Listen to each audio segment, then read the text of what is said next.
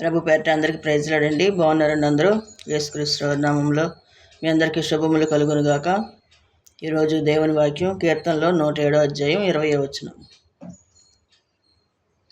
ఆయన తన వాక్కును పంపి వారిని బాగు చేసెను. ఆయన వారు పడిన గుంటల్లో నుండి వారిని విడిపించెను. దేవుడు గుంటల్లో పడిన వారిని లేపుతాడు. గుంటలంటే ఏ గుంటలనే కాదు, శ్రమలు, కష్టాలు అనే గుంటలు, ఇరుకు ఇబ్బందులు అనే గుంటలు, ఈ జీవిత ప్రయాణంలో ఎన్నో సమస్యలు, అనారోగ్య పరిస్థితులు ఎన్నో ఉంటుంటాయి. అలాంటి సమస్యల నుండి దేవుడు విడిపిస్తా అంటున్నాడు. యోసేపుని కూడా వాళ్ళ అన్నలు ఏమనుకున్నారు? గుంటలో పడేద్దాం, చంపేద్దాం అనుకున్నారు. కానీ దేవుడు చంపనీలే, లేవతీశాడు. అలాగే దుష్టుడైన సాతానుడు కూడా మనల్ని చంపాలని, గుంటలో పెట్టాలని పన్నాగాలు పన్నుతుంటాడు.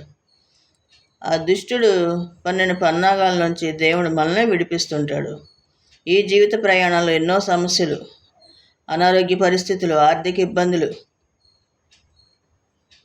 రకరకాలుగా సమస్యల్లో చిక్కుకుంటూ ఉంటాం అన్నమాట. అన్నిటిలో నుంచి దేవుడు తన వాక్కును పంపి బాగు చేస్తుంటాడు ప్రతి ఒక్కరిని కూడా.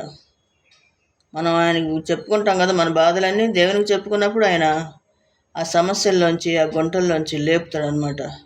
ఆయనకి ఇష్టంగా మనం జీవించినప్పుడు మన బాధలన్నీ కూడా ఆయన చూస్తుంటాడు. చూసి మనకు సహాయం చేసే దేవుడు, ఆదరించే దేవుడు, ఆదుకునే దేవుడు.